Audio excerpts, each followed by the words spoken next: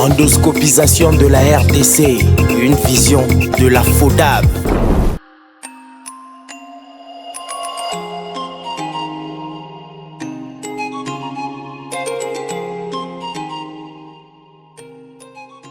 L'infertilité par rapport à l'OMS, parce que l'OMS est l'instance qui gère le problème de la santé à travers le monde. Pour l'OMS, il dit, pour parler de l'infertilité dans un couple, il faut 12 mois de cohabitation avec des rapports sexuels réguliers, sans contraception pour un couple.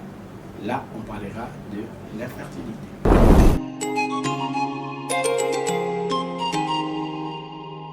Alors, par rapport à la responsabilité de l'infertilité dans les couples, parce que voilà pourquoi nous parlons de l'infertilité dans les couples.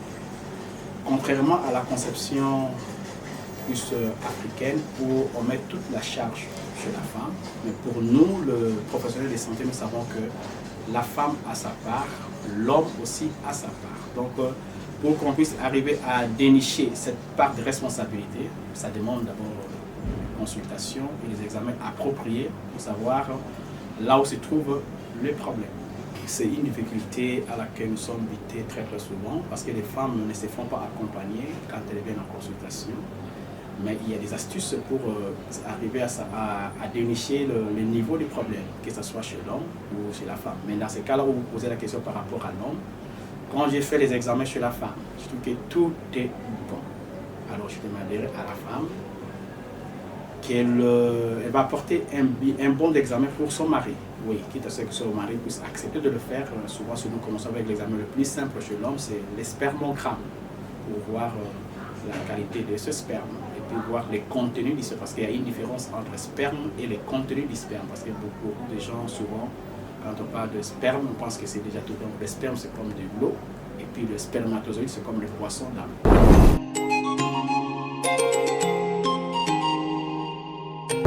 Les soins diffèrent, oui, parce que pour ce qui concerne la femme, c'est nous les gynécologues, et pour ce qui se concerne l'homme, souvent il y a des urologues qui s'occupent de l'infertilité chez l'homme. Mais dans le premier degré d'infertilité pour les soins qui sont mineurs, quand une femme vient et que je demande pour son mari un spermogramme, si ce n'est pas une perturbation très prononcée, moi gynécologue, je peux commencer les traitements et puis quitte à voir l'évolution, si je trouve que ça ne marche pas, je vais l'orienter chez un urologue.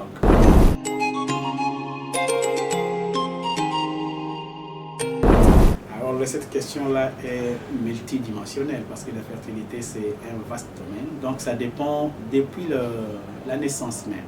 Parce que ça dépend d'abord de comment les organes sont composés chez la femme, parce que que ce soit pour la reproduction, tout commence par les cerveaux. Il y a les organes qui sont au niveau des cerveaux, c'est les cerveaux qui contrôlent tout l'appareil reproducteur chez la femme. Donc, s'il arrive que déjà à la naissance, il y a certains organes qui doivent être en place ne sont pas là, parce que souvent, ce que nous voyons souvent, de malformation chez la femme, il y a certaines femmes qui naissent sans qu'elles puissent avoir la matrice que nous appelons habituellement matrice, mais pour nous, nous appelons ça l'utérus. Il y a certaines femmes qui naissent sans utérus. Donc, pour cette femme-là, déjà, on sait que pour avoir naturellement un enfant, ça sera difficile.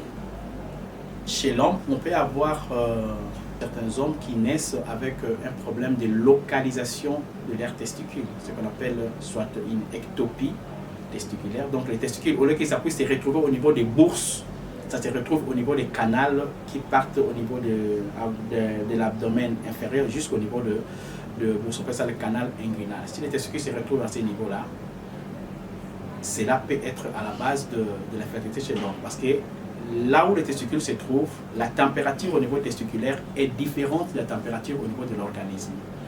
Pour que le processus de la formation des spermatozoïdes puisse être de façon optimale, les testicules ont besoin d'avoir une température basse par rapport à la température de l'organisme. Donc, c'est ça qu'on appelle en termes médicaux le spermatogénèse. Donc, le spermatogène se passe à une température basse.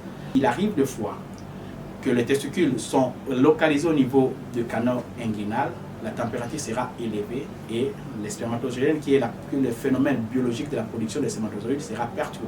Chaque fois que nous recevons des couples pour la fertilité, nous demandons, dans les questions que nous posons, que fait la femme comme profession que fait l'homme comme profession. Parce qu'en dehors des problèmes de la température au niveau testiculaire, il y a aussi des infections. Les infections peuvent boucher des canaux qui amènent les spermatozoïdes de testicules jusqu'au niveau de la production, au cours de l'éjaculation. C'est ça, parce qu'il y a certains canaux, on peut des canaux différents, et d'autres canaux qui peuvent être bouchés par les infections.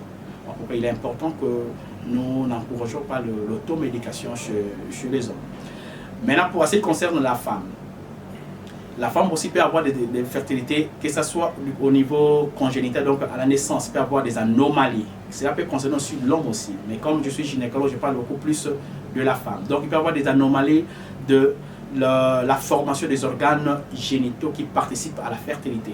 Commençant par la cavité vaginale. Il peut avoir, la cavité vaginale peut avoir des cloisons, qu'on appelle des diaphragmes. Ce sont des cloisons qui peuvent empêcher que la femme puisse avoir un rapport sexuel complet. Donc, ça peut empêcher l'entrée de l'organe génital masculin. Il y a des cloisons au niveau vaginal, mais on peut aussi avoir des problèmes au niveau de l'utérus, surtout après des curettages qui sont des curettages qu'on parle de curettages traumatiques faits par des personnes qui ne sont pas attitrées. Ça peut créer ce qu'on appelle, après ça peut créer des synéchies. Synéchie veut dire quoi? Accolement de la cavité utérine. Et puis, comment est-ce qu'on peut savoir que cette femme peut présenter des synéchies? Souvent, ce sont des femmes qui avaient des règles normalement. Donc, moi, j'ai réglé 5 jours, mais depuis que j'ai eu un avortement en telle année, depuis là, je ne règle qu'une seule journée. Déjà, quand il me parle comme ça, c'est une femme qui est jeune. Pour moi, je mettrais déjà, avant qu'il commence à faire des examens pour découvrir si c'est des synéchies, dans ma tête, je penserais probablement, ça peut être des synéchies utérines.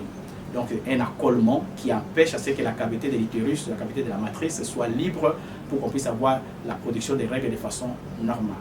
Mais en dehors de cela, les infections, surtout les infections sexuellement transmissibles, ou dans lesquelles nous pouvons trouver ce qu'on appelle le gonorrhée, et il y a ce qu'on appelle les trichomonas, les chlamydia. Ce sont des germes qui sont incriminés dans l'infertilité chez la femme.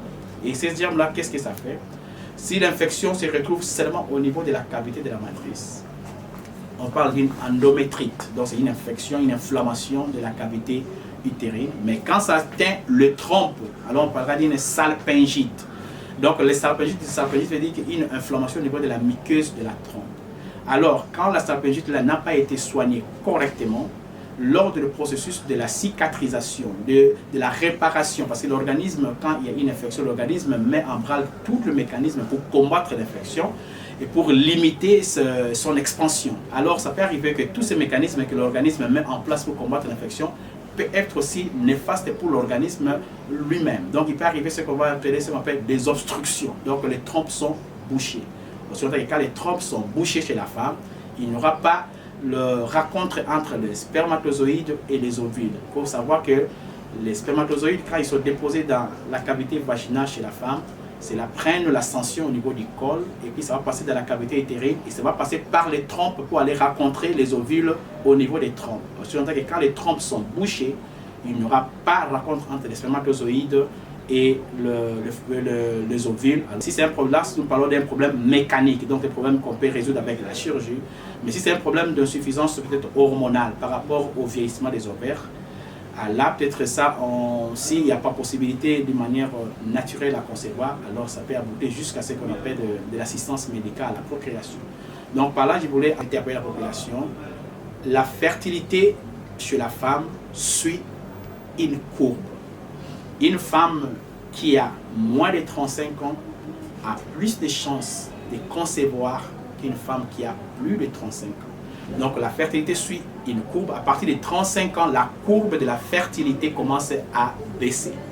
Donc voilà pourquoi, quand on parle, même quand je reviens un peu dans la définition de la fertilité par rapport à l'OMS, quand je parlais d'une année de cohabitation sans contraception avec des rapports sexuels réguliers, ça concerne toutes les femmes qui sont jeunes. Mais si je reçois une femme qui a plus de 35 ans, je n'attendais pas que madame, tu puisses avoir une année de cohabitation.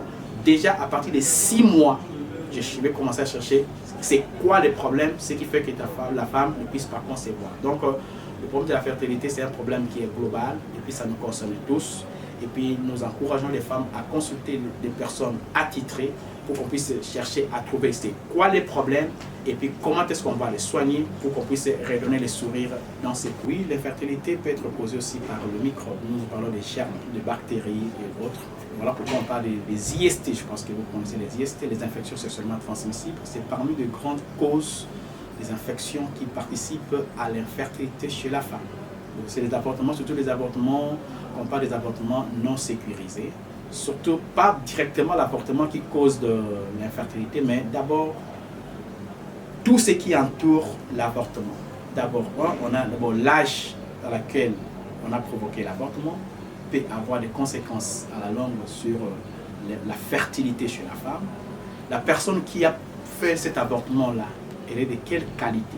Est-ce qu'elle a suivi des procédures? Il y a des procédures qui existent où on peut faire dans notre cas, parce que bon, moi je suis dans le domaine de la fertilité, je suis là pour conserver de grossesse, mais s'il arrive que la grossesse s'est arrêtée ou bien il y a un petit souci, il peut arriver qu'on puisse aller jusqu'à l'avortement. Donc il y a des méthodes de sécurité qui permettent d'éviter des conséquences à la longue, surtout dans le domaine de la fertilité, mais l'avortement en soi peut aussi être à la base d'une infertilité ultérieure chez la femme, surtout si la procédure n'est pas bien faite.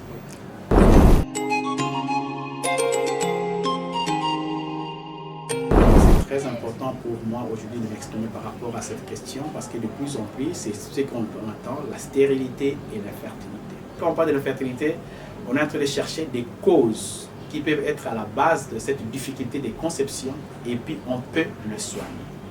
Donc maintenant, quand on parle de la stérilité c'est une incapacité totale et définitive. Aussi longtemps qu'actuellement avec les avancées de la science, les femmes même infertiles, quand elles ne peuvent pas concevoir spontanément, il y a toujours des méthodes qu'on peut faire recours qui peuvent aider ces femmes-là à concevoir. Voilà pourquoi on parle plus de l'infertilité, c'est pour dire qu'il y a encore espoir. Donc tout n'est pas fini.